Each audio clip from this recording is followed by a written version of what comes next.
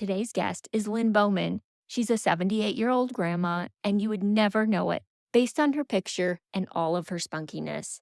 She has a best-selling book called Brownies for Breakfast. She's been featured with actress Deidre Hall in women's expos all across the country. She has national awards as a creative director. She's worked as an actress, a screenwriter, and a makeup artist. What I love about Lynn is her passion for helping people eat real food and making it fun and easy so they can age without chronic disease, looking and feeling their best. I've got a question for you. Who's the person you're being? Are you satisfied? It's okay. This is a judge-free zone, and it's exactly why I started the show. Welcome to Be the Person, a podcast for the brave and the curious who are ready to explore who they are fully created to be. I'm your host, Annie Randall, the adventurous one leading this investigative journey of transformation. By delving into topics and asking unexpected questions, we will discover the keys for unlocking our true potential and being our best selves today.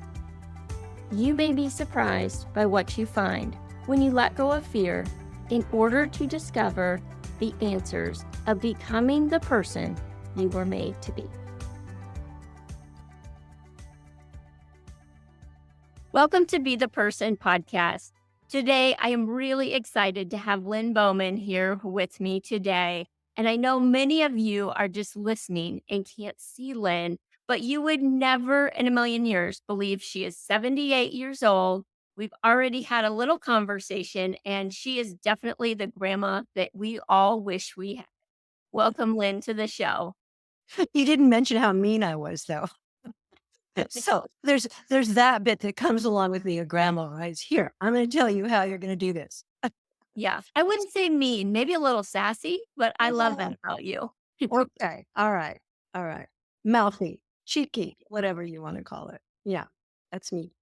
Yes, I love that. And I always start with people's stories. So tell us a little bit about what you do today and how you got to where you're at.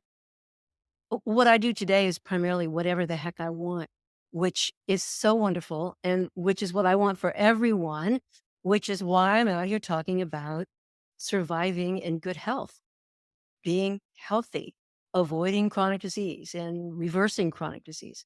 So, and the question was, how did I get here?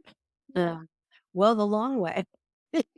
it's it's been a long time, and like many of us, I didn't have a clue, where I was going. I was just surviving day to day, and but the thing that's been constant pretty much throughout my life, as much as I can remember it, is I wanted to eat good food, eat really well, love to eat, didn't mind cooking, didn't love it, but I was willing to do it so that I could eat well and feed my friends.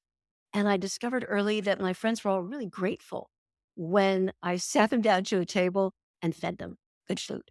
And then kids come along, and then guess what? They really like good food too. And then their friends come in and they really like good food too. And so that's been a bit of a theme. I was in advertising and marketing for many years and enjoyed that and was lucky to have a great career that way. I was a single mother. I became a single mother when my kids were 2, 3, and 4. So all of you folks, parents out there who are experiencing that in some way, I get it. Um, it's the hardest thing you ever do, and it's the most worthwhile, but it's hard for people to even understand what that is like when you've got those little people depending on you and you are their sole support. Um, so, and another thing, and looking back that I didn't even realize I was so motivated by was that my mother had died when I was 18. And she had been ill with a chronic disease most of the time that I can remember growing up. And that was normal for me. But looking back from this August position in life, way later, I realized that so much of who I am and what I do was colored by the fact that I was pretty much feral as a kid. there was nobody supervising me most of the time. There was nobody telling me what I couldn't do, or couldn't be, or couldn't think, or whatever. And so, and this is a topic of conversation so often with younger moms, is how much more restricted kids are. And on one hand, they have the freedom of the phone and the world and all the communication that is possible for them. On the other hand, they are supervised constantly. They're never let out of their parents or their teachers' sight, it seems like. But when I was growing up, we were in the mountains, we were catching snakes, we were climbing trees, we were riding horses that shouldn't be ridden, and no one knew we were doing it. And you would come home maybe to eat, and then you'd leave it, until dark, and no one knew. And our mothers were at home at their formica. Mine was turquoise formica, the tabletop, and the ladies would sit around with their Pall Mall cigarettes and their Manhattans, and they go, "Hi, what do you want?" No, no, mom, it's okay. Yeah. No, it was just such a different world. So, here we are now, and hopefully we're not still smoking Pall cigarettes or drinking Manhattans all day. Um, and but we're eating awful food, and we're not taking good care of ourselves. Almost as bad as smoking. So that's what I wind up talking with people about all the time, because it seems so obvious. Everybody is buying gorgeous gourmet food for Fluffy the cat and Bosco the dog, and their kids are eating awful stuff, and they're eating awful stuff. Bosco the dog is fine, and Fluffy the cat's fine, but the humans in the home are not, because of what they're eating and drinking. And I recently saw a statistic. You can't always rely on these, but this was a pretty good source, that 60% of the calories being consumed in the United States now are, can you guess? Yeah, processed food. No, it's worse. Ultra processed? Soda, Oh, drinks, mm. bigger drinks. I mean, let that sink in. It's not only not nutritive at all, it's actually poisonous in a serious way. And 60% of the calories being consumed. And I mean, even if it was 10% or 20% or I mean, that's a horrendous kind of figure, isn't it?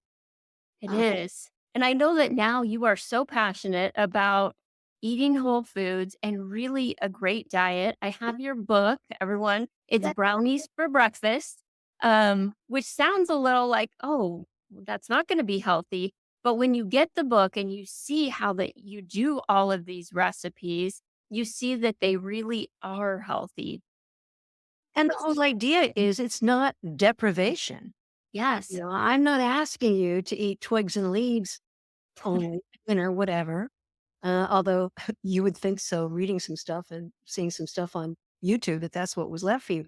But I think that you can eat a fabulous diet, way of eating, Mhm. if you just make some tweaks, if you make a few changes about how you do things and when you do things, also really important, because it's impossible to talk about food without also talking about movement. Of course, you and I were talking this morning, and sleep. People don't understand, first of all, that it all works together, and that if a piece is missing, it's not going to work. It all has to be there. And we are in a culture where eating and sleeping are kind of like a second thought that you do when you're not working. The important thing, right, is always to be working, doing something, whether it's running marathons or climbing trees or, running a company or something. But in fact, sleeping and eating, uh, and moving, of course, those are the things that keep you alive and keep you sentient and keep you happy and everything. So they shouldn't be a second thought, you know? Yeah, I agree so much because when you have your health, some of those things you take for granted. And I don't think you plan out your eating or sleeping or movement. But the minute that's gone, it's such a big deal. And I Yeah, love what you're doing is getting in on the front side to really say, hey, if you want to age well, if you want to look like me at this age, which we do, this is how you do it. So give us some tips and tricks that you would say are super important. I will. But did you notice my Taylor Swift lip that I'm wearing today? No, All right. very nice. Because there's that too. Right. Isn't she darling? Uh, Yes. anyway, and just still wanting to be in the game, I think is part of it. There's so much to do every day when we get up that's fun and interesting. Um, so the question again was what? Was Give us some tips and tricks that you've picked up over the years. I know some of them are in the cookbook of really how do you go into eating whole foods? How do you make it taste good? Just things that you probably take for granted that you do in your everyday life as far as right. it goes with food. Well, and I list these. I do. There's a spread in the book that there's 12 things, and I want you to do these 12 things. And one of them that hardly anyone is doing well is eat greens. And the darker, the better, but eat greens 3 times a day if you can, at least 2 times a day. And of course, you're going, oh, yes, salad. No, no, no. There are all kinds of ways to eat greens. One of my favorite little tips and tricks is to have an attractive little container on the sink with Italian parsley in it that you snip the stems a little bit and you put them in water and you sit them on the sink and you snip the parsley into practically everything you eat. Because when you think about it, it's fragrant, it's delicious. It can go on a sandwich, in soup, on top of a casserole, in a salad. Almost anything you're eating, you think, okay, yeah, parsley, that would work. A little bit of parsley on top. And parsley is one of the most nutritious things you can eat. Absolutely wonderful food. We used to throw it away all the time. They packaged our steaks in the 60s and 70s. You go in to buy a steak and it'd be covered with plastic and it'd have a bunch of parsley in it. And you'd pull the parsley out and toss it and eat the steak. Uh, wrong. No, you eat the parsley. But grow it yourself. It's so easy to grow in little pots or in your garden, whatever. It's inexpensive to buy and it looks great on your sink and it works great in your tummy. So parsley, big tip. That's super easy. Yeah, I can do that one. It's just great. It's when you go, oh yeah, that's so simple. Another one is, and this goes along with my current persona as a grandma, soup. In the United States, we don't eat soup, which is dumb because soup is not only delicious when you make it with a little bit of imagination, but you can use up everything in your fridge. And I encourage you to do that once a week. Pull that crisper open, look in there and see who's going, the kale that you bought with such good intention, now it's just like, the broccoli. Oh, I know how nutritious that is, but, and the cabbage. What you do is you make the soup the way I tell you to in the book. Um, really very simple. You saute a few things and then you put some broth in it. And then you put all your greens from the fridge in the soup and you let them cook all afternoon. And now you've got this gorgeous basic soup from which you can make 1,000 different things. But I give you some ideas. It's one night it's tortilla soup, one night it's lentils, one night it's pasta. There's so many things, but you've already got this base of lovely, fragrant soup made from all of the nutrition in your fridge. I mean, just all this great stuff. I don't want you throwing anything away either, because I just can't do that. Mhm. I have to eat it or compost it. Either Yeah. one of those things. So, Such a great idea because I'm with you. I hate throwing a good food away. So that's such a good idea to make sure you use everything. use it up. So you can make soup that way. You can also blend up soups, and there are recipes in the book for a couple of classic, easy ones that so many people, when I've talked to them, they go, no, I've never made that. You've never made mushroom soup? You are missing one of the most divinely delicious things in the world. and nutritious and cheap. My favorite things. These are wonderful things. And then you can take that mushroom soup and turn it into all kind. You've been buying it in a can and using that awful canned stuff for casseroles. No, no, no. Make it and you'll taste it and go, oh my gosh, it just is really delicious. Just the soup. And it's 3 or 4 ingredients. So simple. So soup and plus it's warm and it feels like love, when you eat it. When you make soup for someone, and I think I've probably advised more than one person in this regard, you be careful who that soup is going to be served to because suddenly this person sees you in a new light. um, can be very, very powerful in a certain way, socially, if you know what I mean. Yes. Mm. So, soup, what could be simpler? And it doesn't have to be exactly the way I make it, but use my ideas as a basis. Red pepper soup. Oh my gosh, so delicious. The base of so many things. Um, and it makes me think of this other tip, which is takeout. Okay. We all know about takeout food. I live in a little bitty town. About the only thing you can get here to take out is from the taqueria, which is a fabulous taqueria. And I have them make me a uh, shrimp burrito, hold the rice, and they put extra beans and extra veggies in it. I bring it home, cut it in like a third, maybe if I'm starving, a half. I put it on a bed of shredded lettuce, and then I put salsa over it. Or even better, if I have leftover red pepper soup, pull that over it as a sauce, and then you heat it up in the microwave for a little bit. Now you've got this gorgeous gourmet meal out of half or a third of your takeout order, plus you've got your veggies in it. Hello, win, win, win. Yeah. Such a great idea.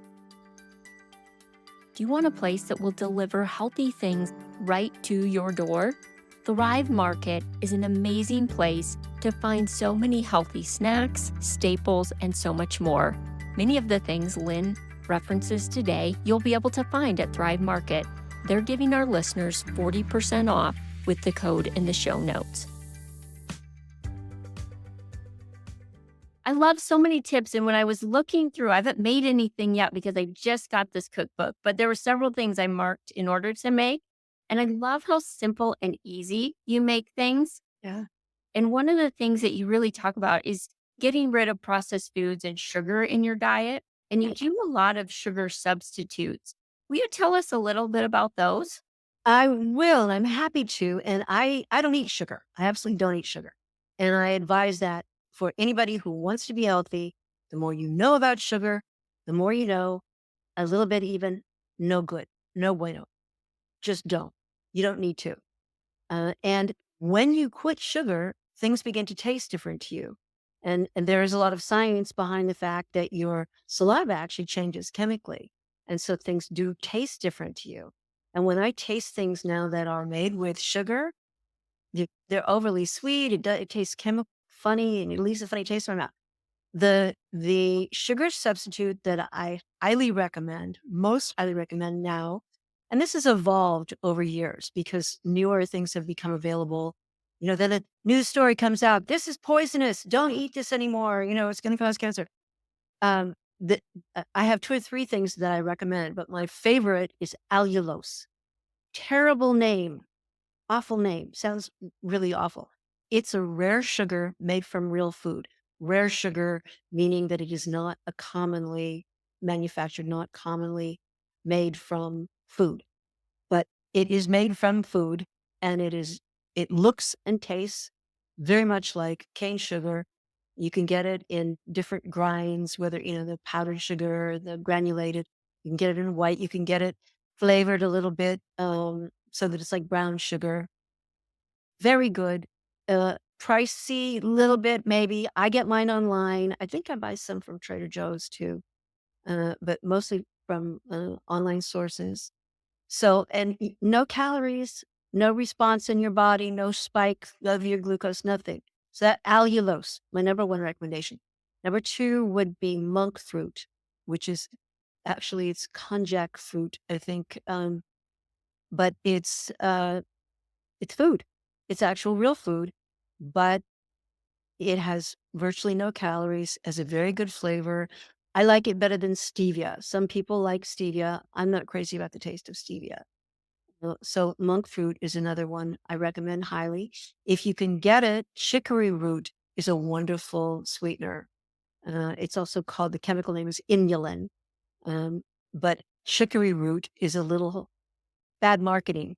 They need some better marketing people. It's a little harder to find, but these things are healthy. They're fine. And I don't think you're breaking any sort of social rules if you use them.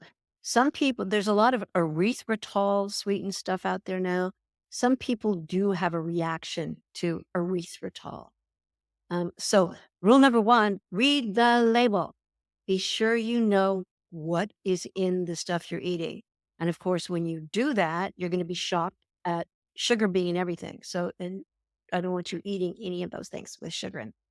Um, so just read the label and know what you're getting, and try some allulose in these. For example, the brownie recipe is, then the reason you can eat it for breakfast or lunch or dinner or any, and give it to kids and give it to old people. It's made from nut butter, pumpkin, your sweetener, which in my case is allulose, cocoa, plain old cocoa, and chocolate is fabulous food. Nothing wrong with chocolate. Eggs or egg substitute, if you want to make a vegan version, that's fine. What am I forgetting? Baking soda, pinch of salt, I think. Oh, cinnamon, wonderful food. There you go. You mix it all up in one bowl, you put it in a pan, and you cook it. And you have great food that tastes like a super treat. Yummy food. So And you different. can make it. You Yeah. can make it. I've got some recipes coming out soon with sweet potato bases. And sweet potatoes are wonderful food. And they make great cookies and brownies and things. So and there are recipes out there online, but there are not enough sugar-free recipes. So I'm always trying to bring more of those out, because I don't want anybody eating sugar. Just don't. No. And we know that, I mean, definitely the research out there is conclusive on just how bad sugar is. But is this personal for you? Are you a diabetic, or were you diabetic? Or Yes, yes, yes. I found out early in my life, unlike a lot of people, we women often, if you're during a pregnancy, you're typically tested now to see if you have gone over the line. Your pregnancy may have thrown you into gestational diabetes, which was the case with me. But in the 70s, they didn't test you. What they did was they waited, as they did in my case, until you have a 10-pound baby boy. And you go, oh, Mrs. Bowman, I think you might have been diabetic. You think? He was 6 weeks late and huge, and which is the case often with diabetic mothers. They have these very large babies, and I don't understand all of the chemistry behind it, but didn't need to either. So they told me then that I would probably become a type 2 diabetic as I got old, 40-ish, you know. And in fact, that happened, but it was so hard to get anyone to do the tests or to tell me what was going on. First of all, I wasn't overweight, particularly, maybe 5 pounds or something, but I wasn't obese. And they would say, "Well, you're fine. What's your problem?" But finally, someone gave me a test, which I don't even remember if it was a hemoglobin A1C or just a glucose tolerance test or what. And they said, "Oh yeah, you're over the line." So because my mother had died young, because I saw what that did to families, I just had this deep-seated need to not be that, to not go down that road. I was determined that I was going to do everything in my power to stay healthy. And so it was kind of a research task, and I exercised and I did everything I could. But again, I'm raising 3 kids. I have a full-time career. So not easy, any of it. But I learned how to cook some pretty good food from good things. And my kids didn't grow up eating processed food. Uh, and we grew what we could always, even in a little suburban plot, we tried to grow some food, which is kids love that, by the way. They just absolutely love, this, moms and dads. They love growing food and they love cooking. And in fact, my kids grew up setting the table, clearing the table, washing the dishes, all those old timey things that I think parents now feel like the kids' time is better spent playing baseball or doing homework or something. But I would argue that the time that you spend at the table with your family is a huge education, or should be, about a lot of things, about how to be in a family, how to be in a group, how to argue your point, how to pass the pepper. The list of things that a kid absorbs sitting with friends and family or enemies sometimes at the table, isn't that more important than just about anything? Agree. I think family dinners, they have been for us like super important. And we don't hit them every single night, like life happens. Yeah. But we hit them several times a week. And I think they are super important. Just one on your kids see, like my kids are typically involved with cooking and cleaning up, like you said, and just those conversations at dinner, really important. I know I grew up, in the 50s. So my dad would come home, the conquering hero, with his briefcase every night, and he would sit at the head of the table and he would lead the conversation. And at the time, I thought it was a little bit annoying that he was the one that got to do all the talking all the time and so on. And then I had older siblings. And so I was just the quiet one at the end of the table. It didn't get much of a word in edgewise. But later on, I realized that I had been sitting through a graduate course in marketing without any understanding of what I was absorbing because that was his world. And that industrial marketing was what he talked about. Well, guess what? I went into the workforce knowing this stuff and not understanding. Other people didn't know this stuff, but I had learned it at the table. And I think so often parents don't understand whether it's sheep ranching or, building airplanes or whatever it is that they're doing, or cooking and cleaning, whatever. It's their kids need to know. They need to learn about their parents, how their parents are surviving, and all the kind of, I don't know, we take for granted so many things about what we do ourselves and with our kids who are on the table, but they want to know, they want to hear. Mhm.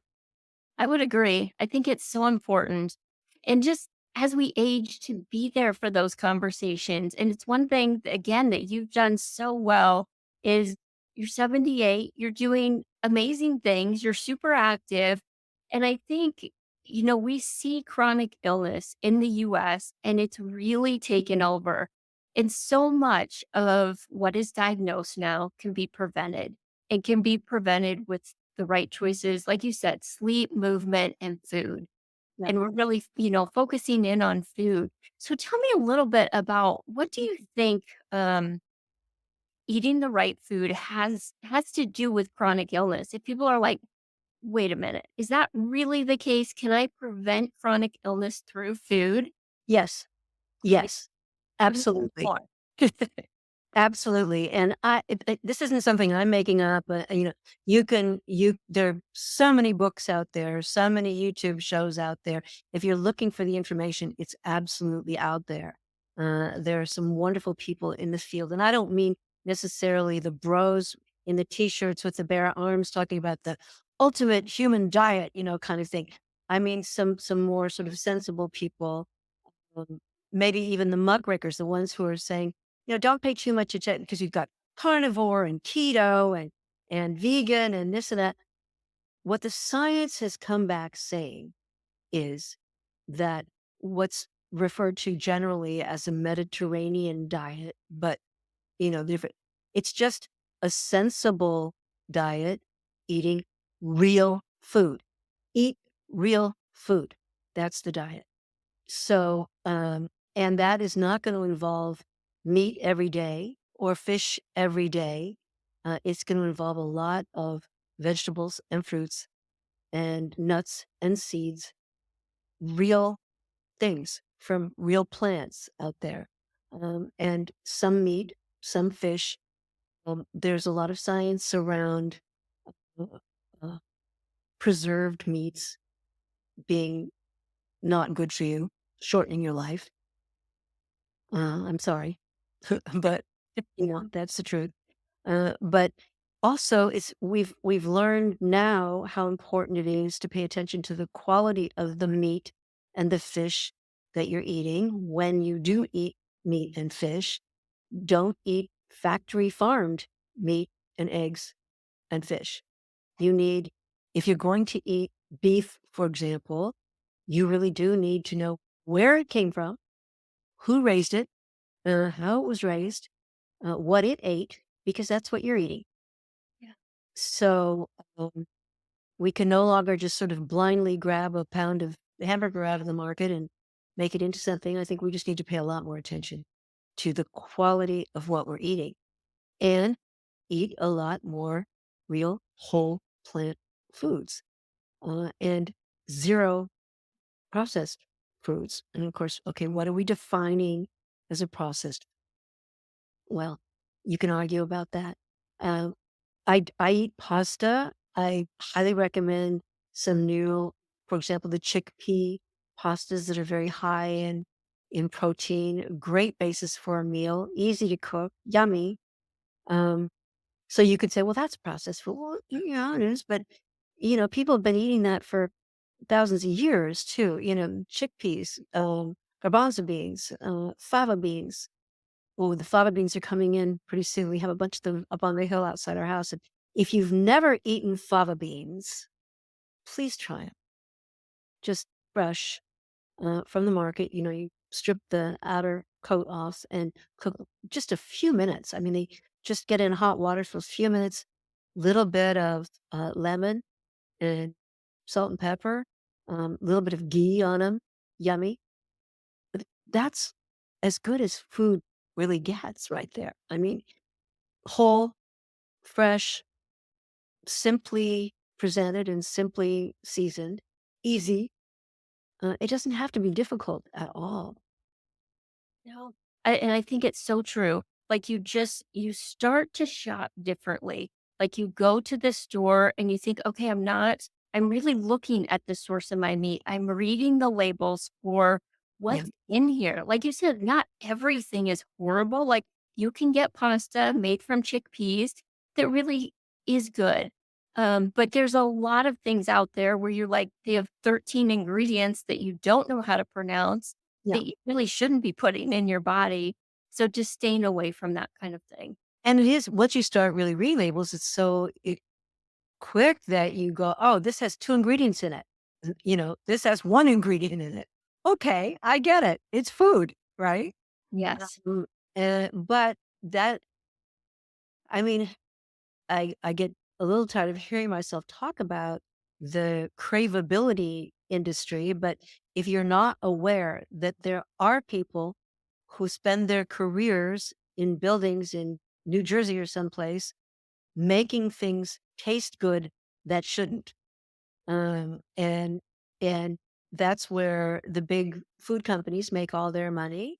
And that's when you go through a Safeway, you go those middle aisles at Safeway, all those boxes of stuff, they are products of the craveability industry. And I don't even count that as food. Uh, it- if it's in a box, it's suspect, basically. Yeah. Sorry. If it's in a plastic bag, sealed up, or if there's anything on it that says healthy or wholesome, no, it's probably not. Yeah. I think that's so true. And just our ingredient label really tells all. But you're right. It is big business and big profit. And we're seeing this in America when we see, how bad our um, people are aging and what they're looking like when we have over 60% of the population is obese and that number goes up and up and up every year. Just understanding it really is a profitable business, that they don't want you to succeed as far as your health goes. Yeah, and I can't we have been away from it for so long, and also, I live in California, so there is something of a different culture Mhm. around food here. For one thing, we have Chinese food and Middle Eastern food and Mexican food and South American food. This is such a mixture of cultures, which I've grown up with and love and feel very enriched by. And so we're exposed to all these different kinds of food. And there are lots of places I know in the country where that's not the case, and where food that isn't American is sort of suspect. Um, but I would encourage anybody to reach out and certainly try eating things that are maybe a little foreign to you if they look interesting or someone wants you to try it, or you see a recipe and you think, oh, stir fry with just those things in it, that could, it's good to experiment with those things. um, and yet also we're human, and if you want to eat the same thing for breakfast every morning, I get it. Just make it oatmeal, real oatmeal. Don't put sugar on it. Put some fresh fruit on it. Also, another little hack we are talking about, sprinkle some hemp seeds on it. You're going, hemp seeds? What? Yeah, they're really good food. They're high in protein. They give a nice little texture to it. So you can experiment with some of those things that add nutrition to what you're eating, but don't make it yucky, and it doesn't make it nutritional yeast flakes. It's good food. It's one thing. It does come in a plastic bag, but if you read the label, it just says nutritional yeast flakes, yeast. That's what it's made out of, and it's protein. So particularly at my age, I'm becoming very aware because I don't, as my Aunt Frosty used to say, she don't eat no more than she can put in her ear. Uh, she's from Oklahoma. So, um, we don't eat as much. And because I do strength training and I work out and so on, I have to be very cautious about eating enough protein. I don't eat a lot of meat. So so nutritional yeast flakes are a swell way to add protein to a lot of things that you eat and make it taste better. It tastes like, if you haven't tasted it, it tastes sort of like a salty cheese, like uh, a Parmesan cheese. Really good.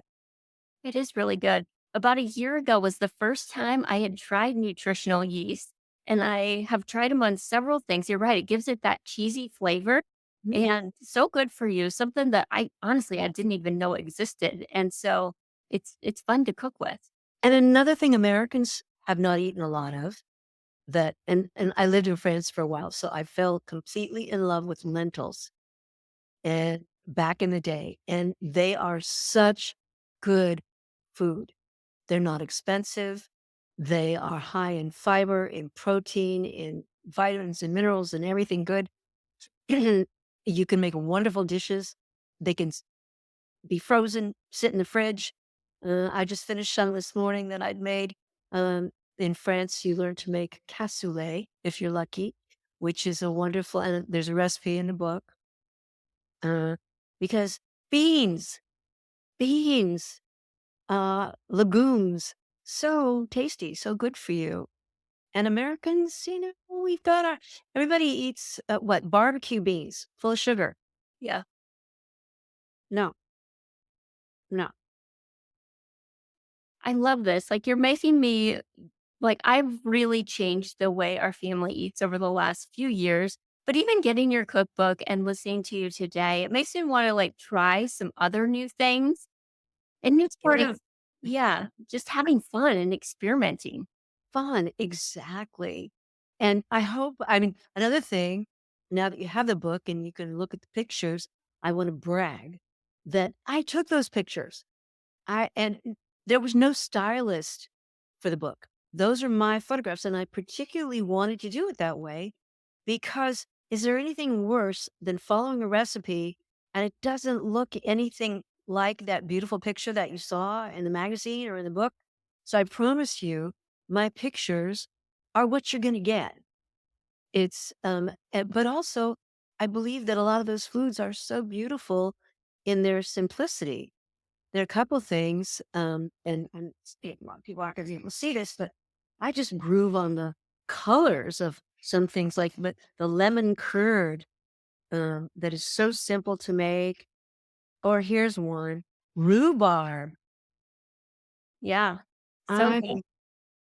What a color, what a flavor! It's so wonderful, and you know what? People are can't give it away, right? Because once you plant it in your garden, it grows like a weed. It comes back every spring. What a great and I call it celery and drag, uh, because it's all those wonderful things that celery is, but yummy and wonderful and pink. So the color is worth cooking up for, but it's delicious. And there are a lot of things in here that I just and apricot, people love the color apricot. Well, make yourself well, here it is. Here's the lemon curd, which, is kind of an English thing, but so simple and such a treat. And it's made with, guess what? Lemons. Every time I see rhubarb from now on, though, I'm going to really think about you. And I've never heard it called that celery and drag. So that's going to make me laugh every time I see it. Well, I love dressing up and, taking whatever you have and making it what you want. Isn't that kind of the way to go through life? Whether it's opening your closet up and going, okay, how am I going to make this look like something today? Or open your fridge up and go, okay, let's take what's in here and chop it up and put it together and make it fabulous. And with some herbs and spices and a little bit of imagination, you can absolutely do that.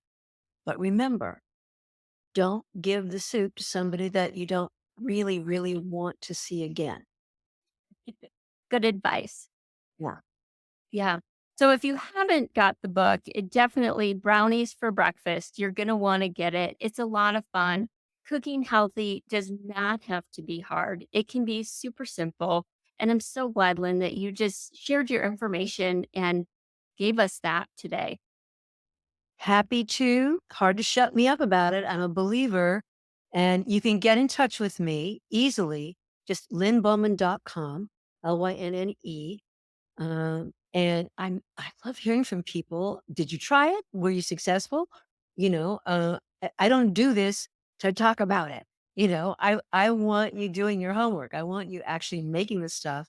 And then I love to hear what worked, what didn't work, what else can we do that would make it work for your family? Does your family have an issue about this or that? Well, let's come up with some stuff that would work for you because you will be happier and healthier if you do this. Yeah. Well, I'm going to do it. I'm going to tag you on Instagram. So you'll see those coming through and I'll post them for the podcast as well. But I'm super excited to do that because I really believe that this is the way we change the health of America going forward. Yep. Yep. In our kitchens. Yes. So thank you all for joining Be the Person podcast. I truly appreciate you joining and learning with us today. If you have anyone that would benefit from this, please share with them. And then if you would give us a 5-star review, it would mean the world to me. Thank you so much for joining today.